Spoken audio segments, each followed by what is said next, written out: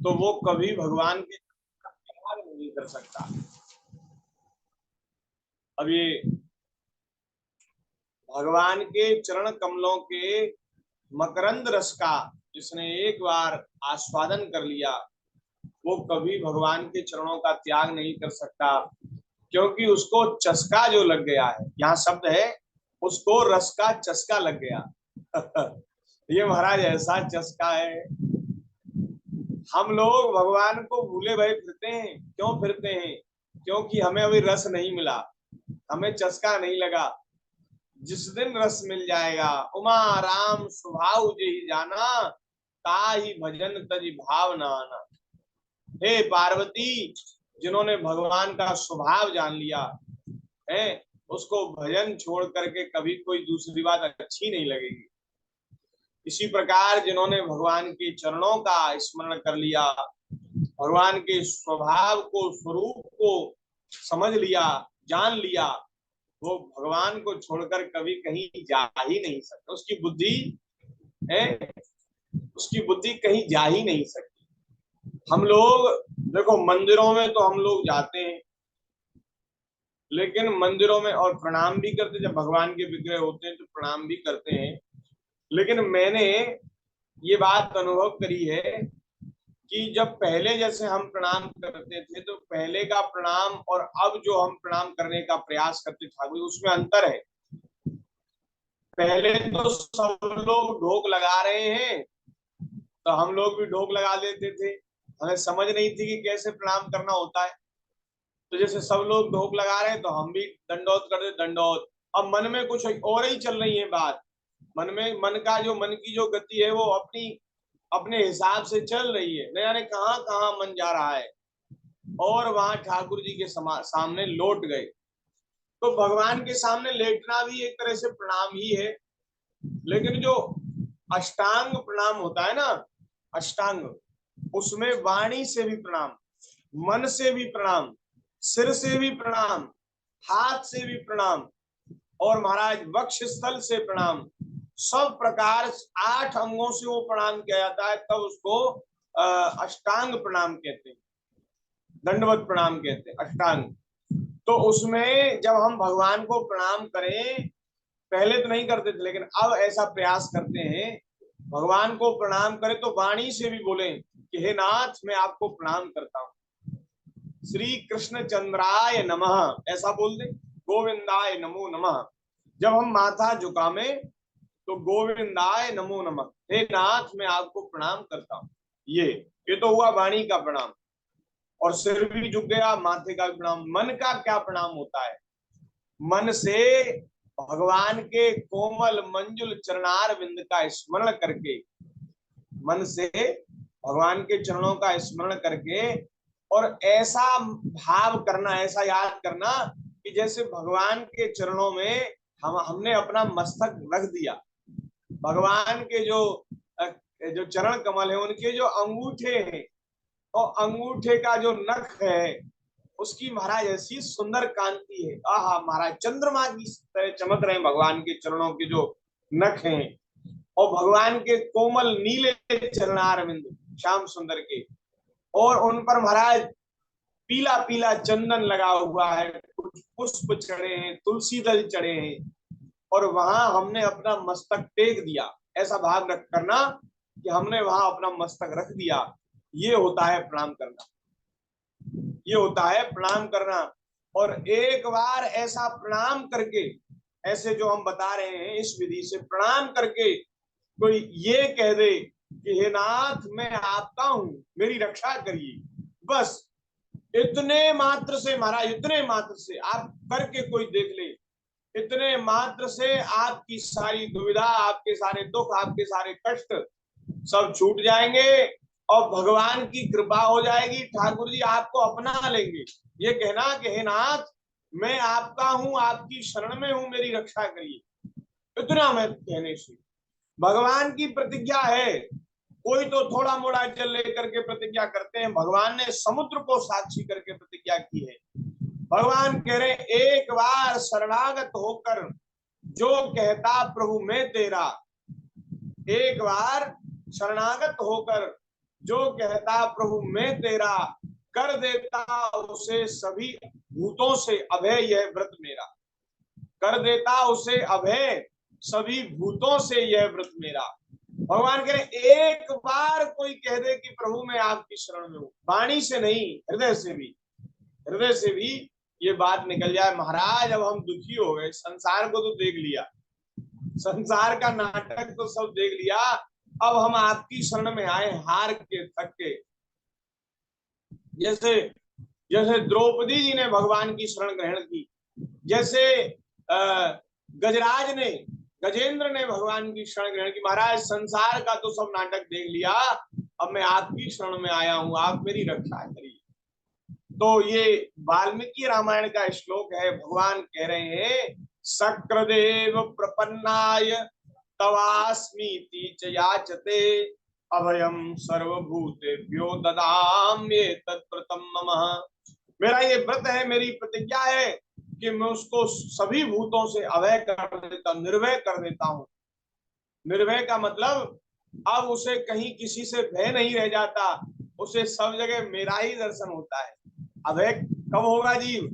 जब उसे सब जगह भगवान का दर्शन होने लगेगा, उससे मैं अपना स्वरूप प्रदान कर देता, भक्ति प्रदान कर देता। जो एक बार मेरी शरण में आकर के मुझसे कहता है कि प्रभु मैं आपकी शरण में हूं, मैं आपका हूं, तो इस प्रकार से भगवान बड़ी जल्दी कृपा करते हैं, रीझ जाते हैं। एक बार के प्रणाम को ही महाराज, एक बार इस प्रकार से कोई कह दे उसको बड़ा मानते हैं भगवान, और बड़े दयालु कृपालु हैं, बड़ी कृपा करते हैं। अब महाराज इसमें एक और श्लोक बड़ा सुंदर है जो नारद जी ने व्यास जी से कहा। ऐसे सुंदर श्लोक हैं, क्या कहना, हमें तो ऐसा लगता है इन श्लोकों का गान करते रहे। नवे जनो जातु कथंचना ब्रजे मुकुंद से प्यन्य वदंग संस्कृति स्मरन् मुकुंदांग्रिप कुहनम पुनः विहातुमिक्षेन रसग्रहो यतः रसग्रहो यतः। और आगे महाराज श्लोक है, उसमें नारद जी कहते हैं भैया सभी विद्वान कहते हैं, संत कहते हैं, श्रुतियां कहती हैं, क्या कहती हैं कि मनुष्य की तपस्या, वेदाध्ययन, यज्ञानुष्ठान, स्वाध्याय, ज्ञान और दान, माने जितना भी हम साधन करते हैं उस सब का एकमात्र यही फल है कि भगवान श्री कृष्ण के जो पुण्य कीर्ति है, जिनकी कीर्ति पवित्र करने वाली, जिनकी कीर्ति पवित्र करने वाली, ऐसे पुण्य कीर्ति भगवान श्री कृष्ण, उनके गुणों और लीलाओं का वर्णन किया जाए और श्रवण किया जाए। यही हमारे सब सारे साधनों का एकमात्र सर्वोपरि फल है। सारे साधन क्यों किए जाएं? इसलिए किए जाएं कि हमें भगवान की कथा सुनने को मिले। इसलिए इनका सर्वश्रेष्ठ सर्वोपरि फल ये है कि हम हमारी वाणी पर भगवान के गुण आ जाएं, हमारी वाणी पर भगवान की लीला आ जाए, कथा आ जाए। ऐसा अगर हो गया तो समझना चाहिए हमें सारे साधनों का फल मिल गया। सारे साधनों का एकमात्र सर्वोपरि फल यही है कि भगवान की लीला में, कथा में प्रेम हो जाए। इसलिए हे व्यास जी, आप तो भगवान श्री कृष्ण के पवित्र यश का गान करिए, पवित्र भगवान की जो कथा है उसका गान करिए, क्योंकि अभी आपने विशेष रूप से भगवान की लीलाओं का कीर्तन नहीं किया है। इदं हि पुंसस्तपसः श्रुतस्य वा सुष्टस्य सुप्तस्य च बोधिदत्तयोः आविच्युतोऽर्थः कविभिर्निरूपितो यदुत्तम श्लोक गुणानुवर्णनम्।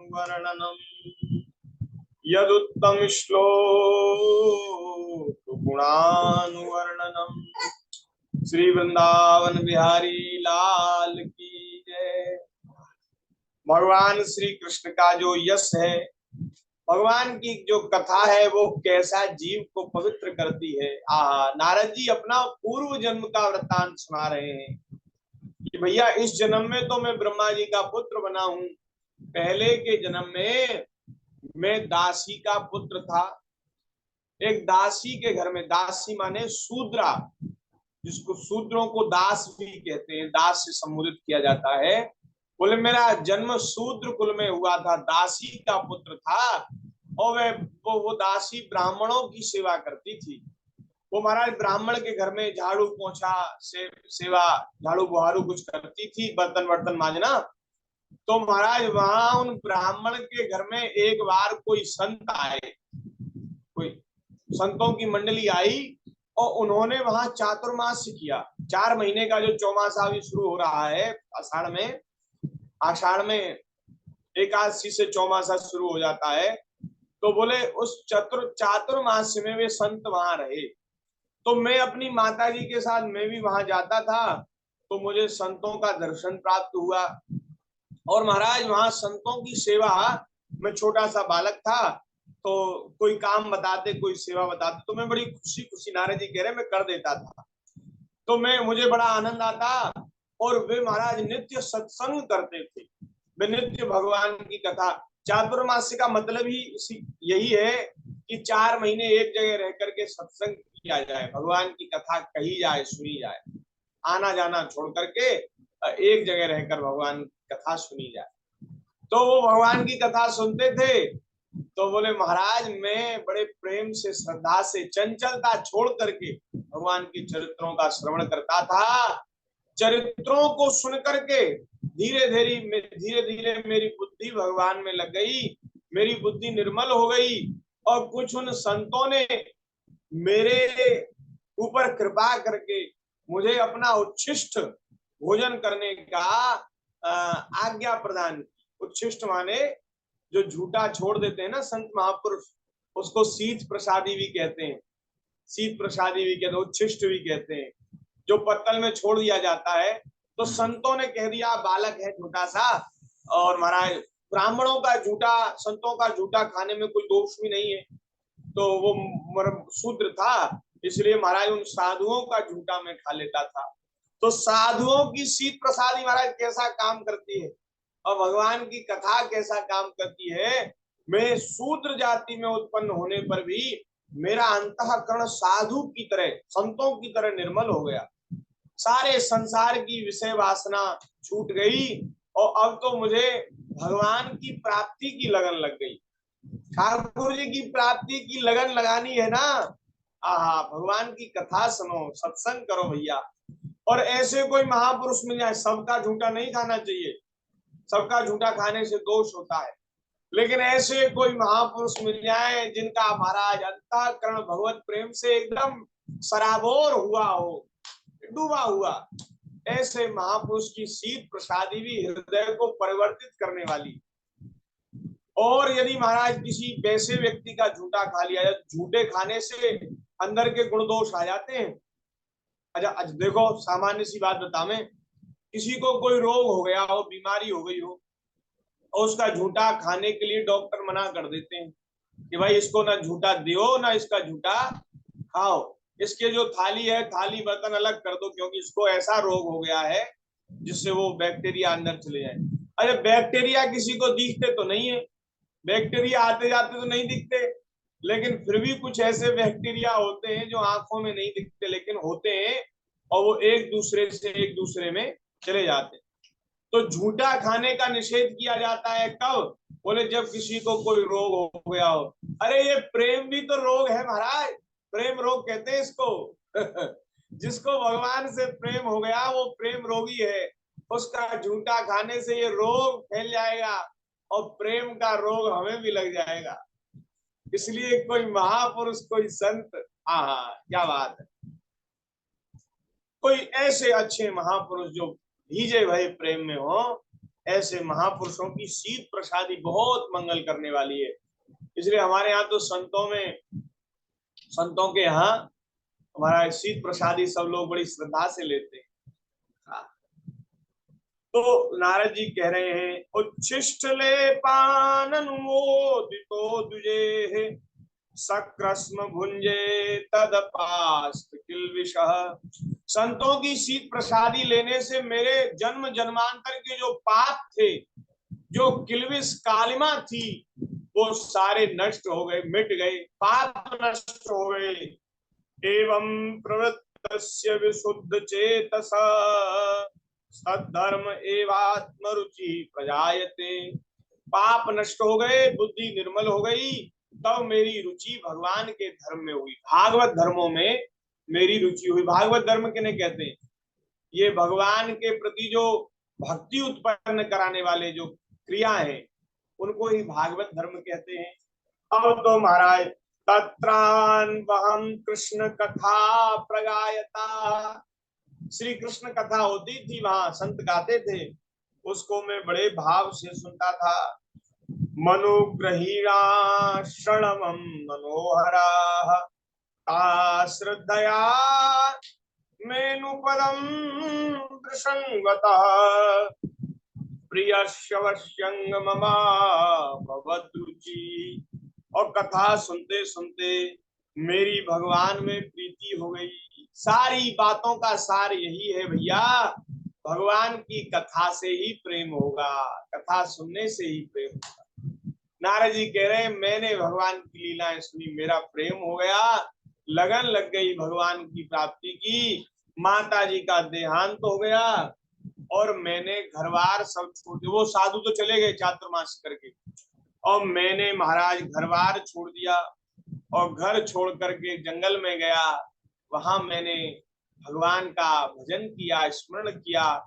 ठाकुर जी मेरे ध्यान में आए और भगवान ने उस समय आकाशवाणी में कहा कि हे बालक, हे वत्स, इस जन्म में मेरी प्राप्ति तुम्हें नहीं होगी, क्योंकि तुम्हारा साधन इतना परिपक्व नहीं है जो मेरी प्राप्ति कर सके।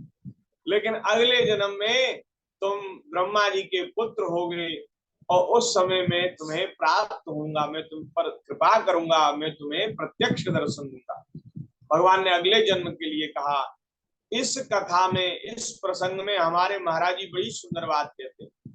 महाराज जी कहते हैं कि पहले के युगों में महाराज जन्म जन्म तक तपस्या करनी पड़ती थी, तब भगवान का, एक जन्म की तपस्या से नहीं, कई जन्मों तक तपस्या करनी पड़ती थी, तब भगवान का दर्शन होता था। लेकिन कलयुग में ऐसा किसी भी भक्त से भगवान ने नहीं कहा कि भैया इस जन्म में तुम्हें मेरा दर्शन नहीं हुआ, अगले जन्म में दर्शन हो, किसी से नहीं कहा। कलयुग में तो महाराज इतनी जल्दी भगवान कृपा करते हैं कि बस कोई लग जाए, कोई इस मार्ग में चल पड़े, महाराज ठाकुर जी हम तो एक पग चलते हैं, भगवान 100 पग हमारी ओर आते हैं। क्यों आते हैं? क्योंकि हम कलयुगी जीव, हम पर भगवान बड़ी कृपा करते। क्यों? क्योंकि सोचते हैं एक तो वैसे ही कलयुग है, बड़ा खराब युग है, मेरे भजन साधन में लोगों की रुचि नहीं है, और ये थोड़ा सत्संग के प्रभाव से और अपने अपने सौभाग्य से, अपने अच्छे स्वभाव से मेरी ओर आना चाहता है, मेरी ओर चलना चाहता है। तो इसलिए ठाकुर जी सारे उसके मार्ग के अवरोधों को नष्ट कर देते हैं और जल्दी से जल्दी भगवान मिल जाते हैं। अगर भगवान देर करें तो महाराज ठाकुर जी का दरबार सूना हो जाए, वहां कोई पहुंच ही ना पावे। इसलिए दीनहीनों पर, जो सब प्रकार से अनाथ है, आश्रयहीन है, ऐसे जीवों पर इस कलयुग में बड़ी कृपा होती है, जल्दी ही भगवान का दर्शन होता है। और युगनते कमल नयन, कलयुग बहुत कृपा करी। भगवान श्री हरि वे और युगों से भी ज्यादा कलयुग में जो भक्त हैं उन पर कृपा करते हैं, बहुत जल्दी भगवान का दर्शन होता है। इसलिए हम सब लोग लगे, इस मार्ग पर चल रहे हैं। ये सत्संग, इसको हम सब लोग सुन रहे हैं और हम कह रहे हैं। हम एक दिन और निवेदन कर रहे थे, ये कहना सुनना तो एक बहाना है, असली मकसद तो उसे रिझाना है। हाँ, उनको रिझाने के लिए और सच्चे भाव से, सद्भाव से, ईमानदारी से उनको प्राप्त करने की लालसा जगाने के लिए ये जो बड़ा सुंदर संयोग बना है हमारे सौभाग्य से, ये संयोग इसीलिए है कि हम सब लोग भगवान की ओर बढ़े, सच्चे हृदय से बढ़े। तो हम लोगों के हृदय में ऐसी लगन लगे, ऐसी ऐसी लालसा उत्पन्न हो, हम सब लोग भगवान की ओर बढ़े। भगवान की ओर बढ़ने का और भगवान की प्राप्ति का महाराज बड़ा सुंदर सही सरल मार्ग है भगवान की कथा और ये सत्संग। भगवान की कथा सुनने से ही प्रेम होगा। है एक भजन है हमारे यहाँ माताएं गाती हैं कि हरि से मिलने का सत्संग ही बहाना है? कैसे हो? राम जी से मिलने का सत्संग ही ही बहाना बहाना है।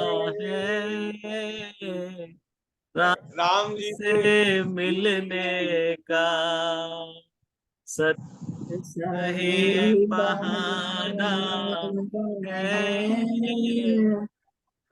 आगे मुझे आता नहीं। मुझे भी नहीं आता। आगे है, बहुत सुंदर है हमारे। हमें आगे कहना भी नहीं, हमें इतनी बात कहनी है कि भैया सत्संग से ही भगवान के चरणों में प्रीति होगी, भक्ति होगी। इसलिए हम सब लोग खूब भगवान की कथा सुने, सत्संग करें, भजन करें और ईमानदारी से भगवान की ओर बढ़े। भाई यही प्रार्थना आप सब लोगों से है और आप हमारे ऊपर भी कृपा करो कि हम मैं दूसरों आपको ही न सिखाता रह जाऊं, मैं खुद भी सीख जाऊं और खुद भी मैं ठाकुर जी की ओर बढ़ूं चलूं। ऐसी आप सब लोग मेरे ऊपर कृपा करो। नहीं तो महाराज हम लोग जो वक्ता है ना, कहने वाले, हमारी वाणी में ही सब प्रभाव रहता है, हमारा जीवन एकदम सूखा नीरस, उसमें कोई प्रेम नहीं। हम लोग